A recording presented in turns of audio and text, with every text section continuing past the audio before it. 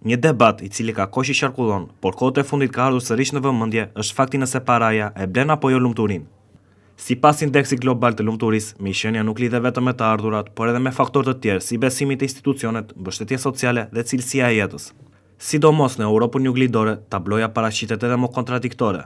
Kosova, ndonse është ndër vendet me të ardhurat më të ulta, rezulton të jetë ndër më të lumturat në rajon. Ky përmirësim në renditje duket se lidhet me perceptimin më të ulët të korrupsionit, ndjenjën e lirisë për të marrë vendime, si dhe një nivel të lartë bujarie në shoqëri.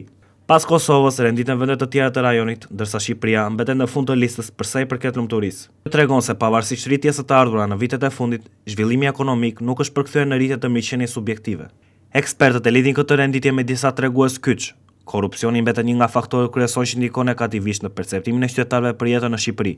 Një tjetër element shqetësues është mungesa e mbështetjes sociale, ku shumë qytetarë deklarojnë se nuk ka një rrjet të besueshëm njerëzish, tek të cilët mund të mbështeten në raste të vështira. Institucionet ndihmëse në Shqipëri mungojnë në krahasim me vendet e zhvilluara të Europës, të cilat janë në shërbim të njerëzve. Është për llogaritur se edhe ndjenja e lirisë për të zgjedhur rrugën e jetës shfaqet më fort në disa vende të rajonit, duke ndikuar pozitivisht në nivelin e përgjithshëm të kënaqësisë. Edhe të rinjt paraqesin disa dallime të dukshme. Në disa vende ata rezultojnë të jenë më optimistët në botë, ndërsa në disa të tjerë shfaqin shumë pasiguri për të ardhmen. Në përfundim, të dhëna sugjerojnë se lumturia nuk është thjesht një çështje të ardhurash. Besimi tek institucionet, solidariteti shoqëror dhe mundësia për të bërë zgjedhje të lira mbetet faktor vendimtar për mirëqenien e qytetarëve.